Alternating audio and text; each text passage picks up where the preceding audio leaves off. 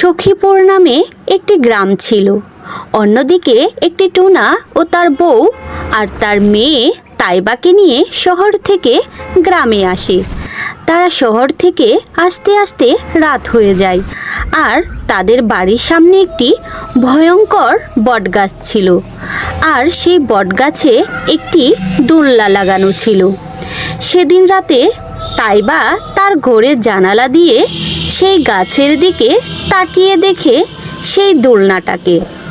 তাইবা ওই জানালা দেখে তাইবা বলতে লাগলো,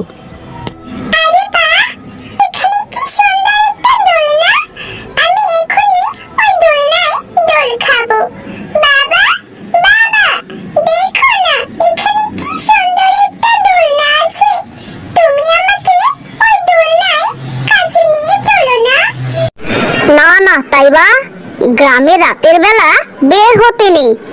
কিন্তু তাইবা ওর বাবার কোনো কথা শুনে না।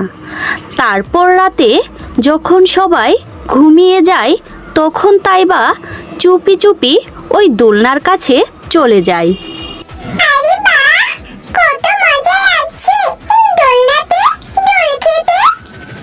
আর যখন তাইবা ওই দোলনা থেকে নামার চেষ্টা করলো, কিন্তু ওই দোলনা থেকে নামতেই পারছিল না।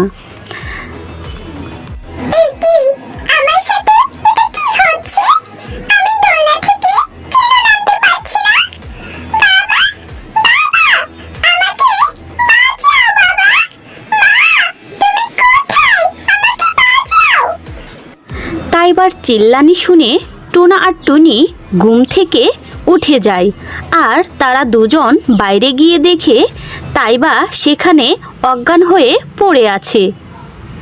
আরে তাইবা, তোমার কি হয়েছে? তোমাকে এত করে মানা করলাম, তারপর তুমি রাতে এই দোলনার কাছে চলে আসলে। তুমি ভয় পেও না, আমি ওকে এখনই ঘরে নিয়ে যাচ্ছি। তারপর তাইবার মুখে পানি দেওয়ার পর তার জ্ঞান ফিরে আসে। এরপর সেদিন রাতে সবাই ঘুমিয়ে পড়ে। পরের দিন রাত হওয়ার পরে হঠাৎ করে তাইবা ঘুম থেকে উঠে যায়, আর তাইবার দু চোখ লাল হয়ে ওঠে, কেননা সেই দোলনায় একটি টুনটুনি পাখির আত্মা ছিল, আর সেই আত্মা তাইবার মধ্যে ভর করে।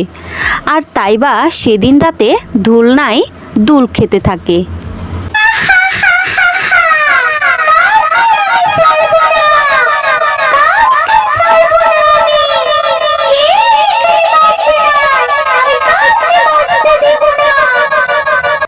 তখনই তাইবার বাবা টোনা ওকে সেই দোলনায় দোল খেতে দেখে, আর সে রাগে বলতে থাকে, তাইবা, আমি তোমাকে নিষেধ করেছিলাম না এখানে না আসতে, কিন্তু তারপর তুমি এখানে কেন এসেছো? তাইবা, আমি তোমাকে কিছু জিজ্ঞেস করছি, তোমার কানে কি আমার কথা যাচ্ছে না? আরে তাইবা, তোমার কি হয়েছে? রাত 12টার সময় কেউ দোলনায় দোল খায় নাকি? এই কথা শুনেই সেই আত্মাটা তাইবার বাবাকে মারতে থাকে।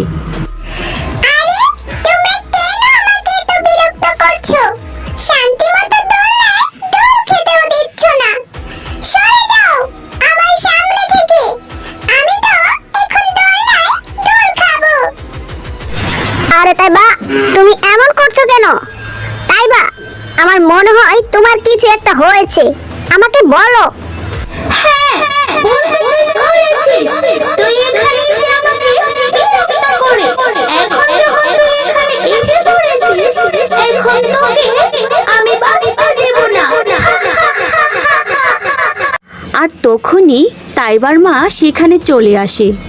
এই তাইবা, তুমি তোমার বাবাকে কেন মারছো? কি হয়েছে তোমার? এরপর দোলনায় দোল খেতে খেতে তাইবা অজ্ঞান হয়ে পড়ে যায়, আর তখন তাইবা দোলনা থেকে নিচে পড়ে যায়। এরপর এসব ঘটনা দেখে তাইবার বাবা সন্দেহ করে তাইবার ভিতরে কোনো আত্মা প্রবেশ করেছে, আর তাইবাকে রশি দিয়ে বেঁধে আটকে রাখে। তারপর তাইবার বাবা একজন কবিরাজকে নিয়ে আসে। সেই কবিরাজ ঘরে ঢুকেই ঝাড়ফুঁক শুরু করে দেয় আর তাইবার মাথায় একটি তাবিজ রাখে। আর ঠিক তখনই তাইবার ভিতরে সেই ভয়ানক আত্মাটা জেগে ওঠে আর সেই আত্মাটা বলতে থাকে,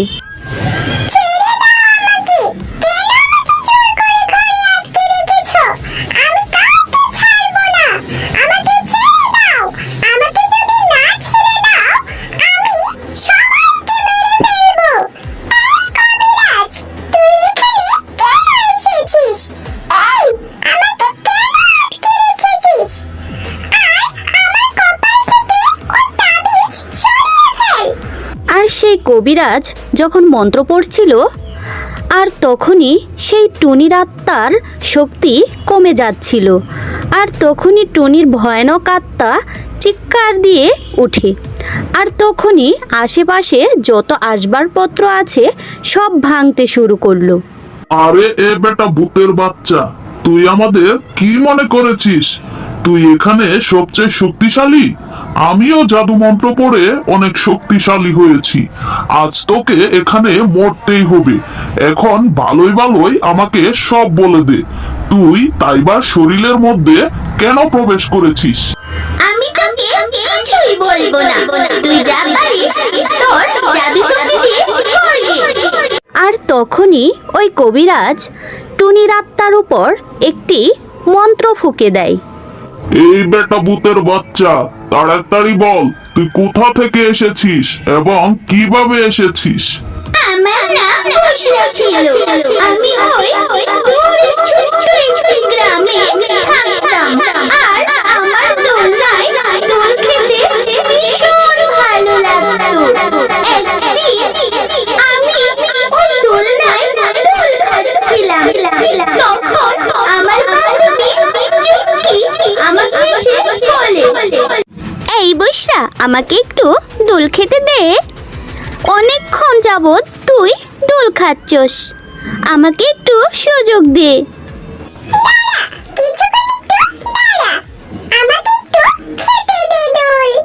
দাঁড়া, আমাকে দোল খেতে দিবি না, তোকে কত জোরে ধাক্কা দে, দেখ মজা। এমন জোরে দোল খাবি তুই জীবনেও ভুলবি না। আর তখন টুনির বান্ধবী এত জোরে ধাক্কা দেয় সে দোলনা থেকে পড়ে সে সেখানেই মারা যায়। আর তখন থেকে আমি ভূত হয়ে যাই। আর সেই দিন থেকে আমি কাউকে ওই দোলনায় দোল খেতে দেই না। আর আমি ভূত হয়ে আমার বান্ধবীকেও মেরে ফেলি। আর যখন তাইবা ওই দোলনায় দোল খাচ্ছিল আমি তখন ওর শরীরে প্রবেশ করি। বাস, অনেক হয়েছে, এবার তোর যাওয়ার সময় হয়ে গেছে। আর কবিরাজ ওই কথা বলে টুনির আত্মার উপর মন্ত্র পড়ে কিছু পানি ছিটিয়ে দেয়। আর তখনই তাইবার শরীর থেকে সেই আত্মা বেরিয়ে যায়। ছোট্ট বড় বন্ধুরা, আমার গল্পটি ভালো লেগে থাকলে তোমাদের আমার ভিডিওটিতে লাইক করে চ্যানেলটিকে সাবস্ক্রাইব করে দিও। তো দেখা হচ্ছে পরবর্তী কোনো ভিডিওতে।